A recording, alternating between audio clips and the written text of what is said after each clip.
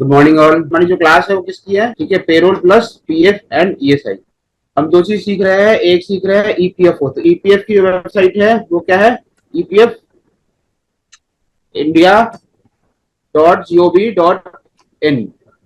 ठीक है, जो हमारी ईपीएफ की वेबसाइट है यूआरएल है epfindia.gov.in।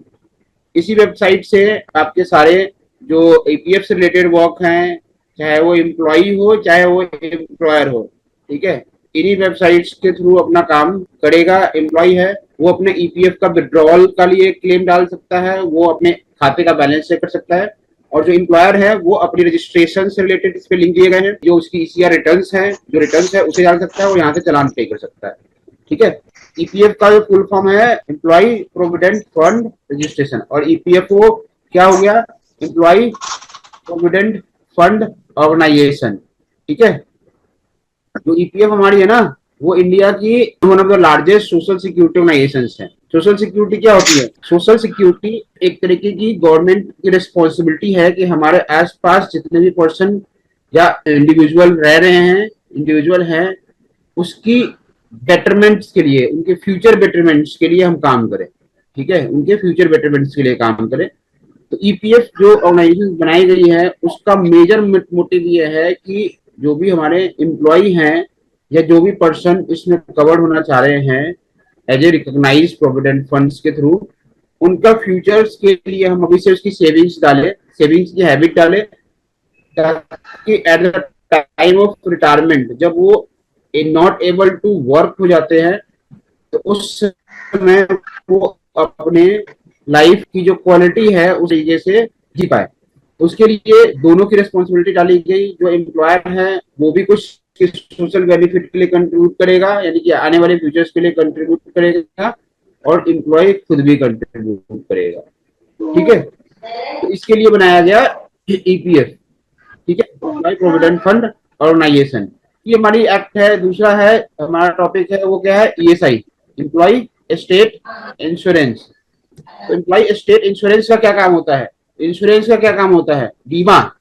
ठीक है, तो एम्प्लॉय स्टेट इंश्योरेंस का मेन फंक्शन ये है कि जो एम्प्लॉय हेल्थ इंश्योरेंस अफोर्ड नहीं कर सकते हैं, जो एम्प्लॉय अपने वर्किंग के ड्यूरेशन में उनको अगर कुछ होता है, कोई भी मिसहैपनिंग होती है, कोई भी एक्सीडेंट होता है, तो उसका ध्यान एम्प्लॉय स्टेट इंश्योरेंस रखती है। अगर कोई मिसहैपनिंग हो गई जिसकी वजह से एम्प्लॉय 2-3 महीने काम पे नहीं आ पा रहा, तो उसकी सैलरी भी एम्प्लॉय स्टेट इंश्योरेंस कॉर्पोरेशन देती है। तो एम्प्लॉय स्टेट ईएसआई बेसिकली एक इंश्योरेंस कॉर्पोरेशन है जो लेबर्स, जितने भी इंडिया में लेबर्स हैं, जो या फिर जो मिनिमम वेज अर्नर है, जो कम वेज अर्न करते हैं, जिनकी सैलरी कम है, ठीक है, उनको ये कवर्ड करता है। इसलिए एम्प्लॉय स्टेट इंश्योरेंस कॉर्पोरेशन की स्थापना की गई। ठीक है, और साथ में इसका एक बेस सेलिंग लिमिट भी डाला गया कि अगर आपकी ग्रॉस सैलरी इस अमाउंट, बेसिक अमाउंट्स को अगर एक्सीड कर जाती है, ठीक है, तो आप ये साइड में कवर्ड नहीं होंगे। Then you are able, eligible and able also to take your health insurance और accidental insurance and you can pay the premium. So employ state insurance, ESI और ईपीएफ, ये दो एक्ट हैं जो हम इस क्लास में कवर करने वाले हैं। ठीक है, और साथ में हम देखेंगे कि इसका हम काम कैसे करते हैं। तो जब दोनों एक्ट में जब हमें काम करना है तो गवर्नमेंट ने हमें पोर्टल दिया, और पोर्टल जब दिया है तो यूजर आईडी पासवर्ड आपको बनानी पड़ती है, और यूजर आईडी पासवर्ड रजिस्ट्रेशन के थ्रू बनता है। तो जैसे ईपीएफ का जो रजिस्ट्रेशन है उसके लिए गवर्नमेंट ने बोला कि आप यहाँ जाओ, एम्प्लॉय यहाँ पे जाओ, इस्टेब्लिशमेंट रजिस्ट्रेशन। ठीक है, ये सारी रजिस्ट्रेशन के लिए भी गवर्नमेंट ने एक पोर्टल दिया। लेकिन दोनों का जो काम है ना, ये दोनों का काम है कि भैया जो भी हमारे यहाँ लेबर्स काम कर रहे हैं, जो सैलरी पे अर्नर काम कर रहे हैं, उनका देख रेख ये दोनों पोर्टल का काम, ये दोनों ऑर्गेनाइजेशन करती है। तो गवर्नमेंट ने एक कॉमन हमें पोर्टल दिया, ये इसको बोलते हैं श्रम सुविधा। ठीक है, श्रम सुविधा पोर्टल है गवर्नमेंट की। ठीक है, इस पोर्टल पे हमारे लेबर डिपार्टमेंट से रिलेटेड ये जो पोर्टल आती है, ये अंदर आती है ministry of labour and employments के। तो गवर्नमेंट ने हमें श्रम सुविधा पोर्टल दिया, और इस श्रम सुविधा पोर्टल के थ्रू ही कोई भी पीएफ या ईएसआई का रजिस्ट्रेशन होता है। इवन फैक्ट्री एक्ट के अंदर रजिस्ट्रेशन है। ठीक है, ये सारे के सारे जो है लिन नंबर वगैरह है, वो सारे के सारे आपको इस श्रम सुविधा पोर्टल से लेना है। ठीक है। टर्म सुविधा पोर्टल में भी यहीं से आप यहाँ से अप्लाई न्यू अलाइन करते हो, और अप्लाई क्या करते हो, जैसे यहाँ से अप्लाई अप्लाई न्यू अलाइन करोगे तो इसके लिए अप्लाई हो जाएगा। लेबर आइडेंटिफिकेशन नंबर के लिए, पीएफ के लिए अप्लाई करना है तो भी आप यहीं से अप्लाई करोगे। ठीक है, ये आपका सारा का सारा यहाँ पे गिवन है।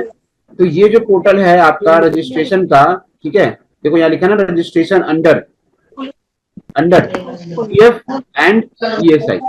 तो अगर आपको पीएफ ईएसआई का रजिस्ट्रेशन करना है, रजिस्ट्रेशन वाले टैब पे भी क्लियर कर सकते हो, क्लिक कर सकते हो। यहाँ से हम न्यू, ये जो आपने देखा टैब, ये हमने इस पे क्लिक किया, registration for EPFO and ESIC. तो यहाँ पे आप न्यू एप्लीकेशन का एक टैब होता है जिसके थ्रू अप्लाई कर सकते हो। तो ये तो आपको ब्रीफ बता रहा हूँ, यानी कि एक्ट को अगर एप्लीकेबल करवाना है आपकी कंपनी में तो आपको रजिस्ट्रेशन सबसे पहले लेना पड़ेगा, और लेने के बाद आपको एक यूजर आईडी पासवर्ड दिया जाएगा जिसके थ्रू आप अपना लॉग इन करोगे। तो ये लॉग इन का पोर्टल नहीं है, ये आपका बेसिकली ये तो यहाँ से रजिस्ट्रेशन मिलता है। ठीक है, और फिर जब रिटर्न्स की बारी आती है तो हम ये वाला पोर्टल यूज करते हैं।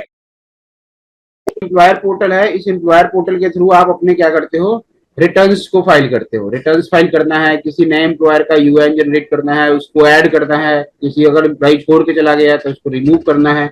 ये जो जितने भी काम होते हैं हमारे, वो सारे के सारे इस एम्प्लॉयर प्रोविडेंट फंड पोर्टल्स के थ्रू होते हैं। ठीक है, तो अब बेसिकली आपका 3 पोर्टल है। एक ये पोर्टल है जिसको मेन पोर्टल बोलते हैं। ठीक है, इसमें एम्प्लॉयर और एम्प्लॉय दोनों के लिए है। ठीक है, एम्प्लॉयर और एम्प्लॉय प्लस आपके लॉ से रिलेटेड है, डिक्शनरी है, बहुत कुछ। ठीक है, दूसरा पोर्टल हमें दिया गया रजिस्ट्रेशन के लिए जिसे बोलते हैं श्रम सुविधा पोर्टल। ठीक है, यहाँ से आप कॉमनली अपना ईपीएफ का रजिस्ट्रेशन भी कर सकते हो और साथ में ईएसआई का भी रजिस्ट्रेशन कर सकते हो। ठीक है, और यहाँ से एलआईएन को भी अप्लाई कर सकते हो। ठीक है, तो ये आपका जो कॉमन पोर्टल है ये आपका रजिस्ट्रेशन के लिए ही बेसिकली है। ठीक है, दूसरा है रजिस्ट्रेशन और लाइसेंसिंग के लिए। तीसरा आपको ईएसआई का पोर्टल दिया गया, इस ईएसआई के पोर्टल से आप ईएसआई का रिलेटेड काम करोगे। ठीक है, तो क्लियर, आपको बेसिकली 3 पोर्टल को अंडरस्टैंड करना है, और इन 3 पोर्टल्स के थ्रू हम पूरा अपना ईएसआई और पीएफ की फाइलिंग को सीखेंगे। अब type of organisations falling under the EPF, किस तरह के ऑर्गेनाइजेशंस में क्या रूल्स है इसको लेके मैंडेटरी रजिस्ट्रेशन को लेके। So under the Employee Provident Fund scheme, the following type of organizations required to register with the Employee Provident Fund Organization (EPFO) and contribute toward the EPF scheme. पहला है establishment employing 20 or more person, जो कि मैंने भी discuss किया है। As per the EPF Act, establishment and the that have 20 or more employee are required to register with the EPFO and contribute toward the EPF scheme. This include all type of organizations such as companies, partnership, sole proprietorship and LLP.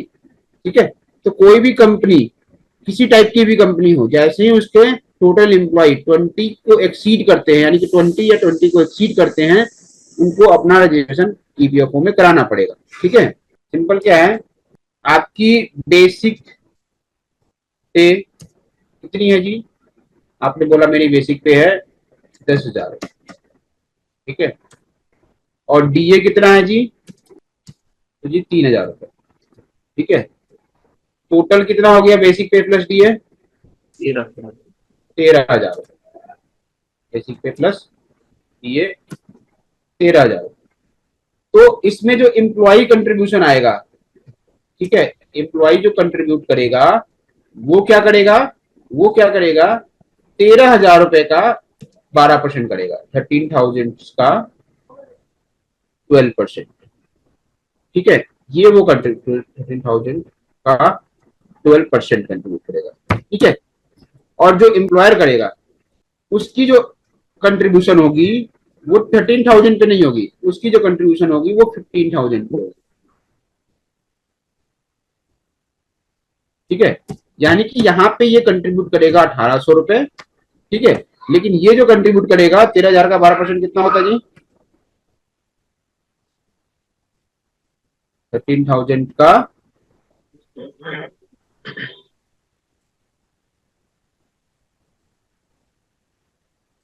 12%, 1,560 रुपए। ये जो contribute करेगा ये 1,560 contribute करेगा। अब इस 1,800 को का जो कंट्रीब्यूशन है वो इस तरह से होता है। ठीक है, एम्प्लॉय क्या करेगा, 15,000 का 8.33% ये क्या डालेगा, ईपीएस में जाएगा, एम्प्लॉय पेंशन स्कीम में जाएगा। और 15,000 का कितना बच गया, 3.67%, ये कहाँ जाएगा, तो ये इसके ईपीएफ अकाउंट में जाएगा। ठीक है। अब अगर एम्प्लॉय की बेसिक सैलरी सपोज करो इंक्रीज भी हो जाती है, वो अगर मान लो आज की डेट में उसका बेसिक पे प्लस डीए, ये कंबाइंड, ये मान लो ये हो गया उसका 17,000 रुपए, ठीक है, डीए उसका वही फिक्स रहता है, तो यहाँ पे उसकी क्या आएगी कंट्रीब्यूशन, 20,000 रुपए। तो इस 20,000 का निकालेगा। अब ये ध्यान रखना यहाँ पे बड़ा इंपॉर्टेंट है, इस 20,000 का 12% वो कितना देगा, तो जी 2,400 रुपए कंट्रीब्यूट करेगा। लेकिन एम्प्लॉय ये नहीं बोल सकता कि आप भी 20,000 पे करो, 15,000। ठीक है, मेरी बेसिक पे बढ़ गई है, आप भी 20,000 पे आपको भी करना पड़ेगा, 30,000 पे करना पड़ेगा या 40,000 पे करेगा। एम्प्लॉयर अपनी एम्प्लॉय जो पीएफ अमाउंट को रिस्ट्रिक्ट कर सकता है। ठीक है, लेकिन यहाँ पे सभी लोग ऐसी प्रैक्टिस कर रहे हैं, यार एक मेरा बड़ी तो माल प्रैक्टिस है ना, मिनिमम वेज एक्ट के नीचे आप किसी को बेसिक दे ही नहीं सकते। अगर आप देखो जैसे यूपी का मैं दिखाता हूँ, यूपी मिनिमम वेज, देखो यहाँ साफ साफ लिखा है, मिनिमम वेज और industry with effect from notification, unskilled basic कितना, डीए इतना, ये साफ लिखा है। इसके नीचे तो आप बेसिक किसी को दे ही नहीं सकते। और जो कंट्रीब्यूशन होगा वो किस पे होगा, बेसिक पे प्लस डीए पे। तो अगर किसी की सैलरी 12,000 रुपए है आप दे रहे हो और इससे नीचे टोटल सैलरी दे भी नहीं सकते, 10,089 से नीचे रिलेटेड। ठीक है, अगर कंस्ट्रक्शन इंडस्ट्री में है, हर स्टेट का अपना अपना है, अगर किसी का हरियाणा का देख रहे हो नोटिफिकेशन, नोटिफिकेशन चेंज होती है तो वहां साफ साफ डिफाइन होता है भैया बेसिक पे कितना होगा। ठीक है, तो जब मिनिमम वेज एक्ट ने बेसिक पे डिफाइन कर दिया तो मिनिमम वेज उससे नीचे आप बेसिक पे नहीं दे सकते किसी को भी। ठीक है, ये देखो या मूल वेतन, बेसिक पे, मूल वेतन किसको बोलते हैं, बेसिक बेसिक लिखा है ना, अब कुशल 7,600 रुपए। तो किसी को अगर गवर्नमेंट डिफाइन कर दिया कि भैया इसका मील मिनिमम जो बेसिक पे होगा वो 7,600 होगा, तो उसके नीचे आप किसी को 5,000 दे सकते हो, नो नहीं दे सकते ना, it's a violation of law. हाँ सर, क्लियर है। जी सर। जब भी आप पीएफ रजिस्ट्रेशन की बात करेंगे, ठीक है, तो पीएफ रजिस्ट्रेशन करने से पहले आप इस तरह से अपने कुछ डॉक्यूमेंट्स को रेडी कर लीजिएगा। ये ईएसआई से रिलेटेड है डॉक्यूमेंट्स है, ठीक है, कि number of worker as on date, male female कितने हैं, रेगुलर कितने एम्प्लॉय है, कॉन्ट्रेक्चुअल एम्प्लॉय कितने हैं, ठीक है, और जो वेजेस 21,000 से नीचे ले रहे हैं वो उनके लिए होता है। ठीक है, तो ये आपका बेसिकली है किसका, तो ईएसआई से रिलेटेड। ये आप कुछ डिटेल बना लीजिएगा, name, father name, date of joining employ की, date of birth, mobile number, grade, ये आपको उसमें जरूरत नहीं पड़ेगी, ये आपको जरूरत पड़ेगी जब उनका यूएएन नंबर जनरेट करोगे। ठीक है, और ये कुछ इंफॉर्मेशन हैं जो कि आप at the time of registration documents आपको रिक्वायर्ड होंगे। ठीक है, पहला जो डॉक्यूमेंट रिक्वायरमेंट होता है वो डॉक्यूमेंट ऑफ इंटाइटी होता है। ठीक है, इंटाइटी का मतलब क्या होता है, डॉक्यूमेंट ऑफ इंटाइटी यानी कि जिस टाइप की कंपनीज का आप लेने जा रहे हो रजिस्ट्रेशन, उसका आप सर्टिफिकेट ले लोगे। तो certificate of incorporation, certificate of LLP, partnership deed copy, ठीक है, या फिर अगर प्रोप्राइटरशिप का कर रहे हो तो जीएसटी रजिस्ट्रेशन, ठीक है, आपके पास हो गया। कंपनी का पैन, जीएसटी सर्टिफिकेट है तो वेल एंड गुड है, जिस एड्रेस पे रजिस्टर्ड है उसी एड्रेस पे लेना है तो वो ज्यादा अच्छा है। एमएसएमई सर्टिफिकेट यानी कि उद्यम रजिस्ट्रेशन सर्टिफिकेट, डीआईपीटी यानी कि स्टार्टअप सर्टिफिकेट, और साथ में अगर कंपनीज का कर रहे हैं, एलएलपी का कर रहे हैं या पार्टनरशिप का कर रहे हैं तो बोर्ड रिजोल्यूशन या authorise signatory, sale invoice copy. Second है document of ownership. Document of ownership में डायरेक्टर या ऑनर या पार्टनर्स के पैन कार्ड कॉपी, उनके Aadhaar card copy, mobile number और ईमेल आईडी। ठीक है, जो ऑथराइज सिग्नेटरी है, अगर ऑथराइज सिग्नेटरी कोई मैनेजर बना रखा है आपने या किसी एक्स पर्सन को बना रखा है तो आपको डॉक्यूमेंट ऑफ ऑथराइज सिग्नेटरी चाहिए होगा, उनका पैन कार्ड, उनका आधार कार्ड, उनका मोबाइल नंबर और उनकी ईमेल आईडी। ठीक है, अगर फैक्ट्री का अप्लाई कर रहे हो तो फैक्ट्री लाइसेंस की कॉपी। ठीक है, अदर देन फैक्ट्री रजिस्ट्रेशन के लिए अगर पीएफ अप्लाई कर रहे हैं तो आपको ये डॉक्यूमेंट चाहिए, डॉक्यूमेंट ऑफ इंटाइटी चाहिए, डॉक्यूमेंट ऑफ ओनरशिप चाहिए, डॉक्यूमेंट ऑफ ऑथराइज सिग्नेटरी चाहिए। लेकिन अगर आप फैक्ट्री का अप्लाई कर रहे हैं तो साथ में आपको फैक्ट्री लाइसेंस की कॉपी चाहिए, और साथ साथ में आपको फैक्ट्री में एक मैनेजर बनाना पड़ेगा जो कि फैक्ट्री का इंचार्ज होता है। उस मैनेजर्स का आपको पैन कार्ड, उनका आधार कार्ड, उनका appointment letter to act as a manager, email, mobile number और ईमेल आईडी। ठीक है। फिर एक जाता है paper specific signature of copy of authorise signatory. जो ऑथराइज सिग्नेटरी के डॉक्यूमेंट लगा रहे हो, जो ऑथराइज सिग्नेटरी बना रहे हो, उसके कुछ इस तरह से स्पेसिफिक सिग्नेचर्स कॉपी होती हैं। ठीक है। ये नाम लिखते हैं, ऊपर लिखते हैं specific signatures for upload with the online application for register with employer provident fund organisation. Company का नाम लिखेंगे, कंपनी का एड्रेस लिखेंगे, और जो ऑथराइज सिग्नेटरी है उनका नाम लिखेंगे, उनका डेजिग्नेशन लिखेंगे, और उनके 3 बार सिग्नेचर होंगे। ठीक है। सिग्नेचर 1, सिग्नेचर 2 और सिग्नेचर 3। अगर दो सिग्नेचर ऑथराइज सिग्नेटरी बना रखे हैं तो दोनों के होंगे। ठीक है।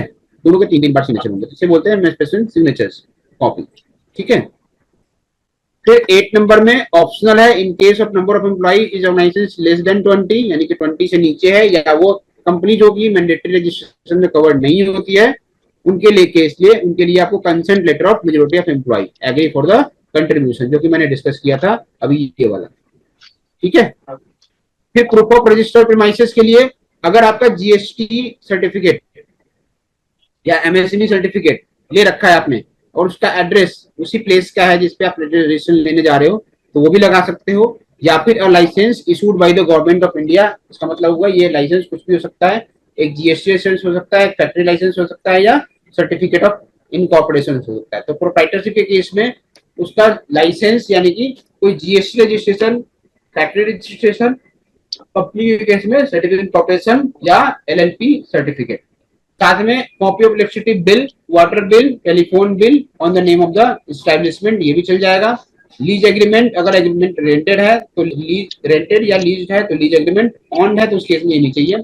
एनओसी ऑफ द ऑनर, यानी कि बिजली के बिल पे जिसका नाम आ रहा है उसका हम साथ में एक एनओसी लेंगे।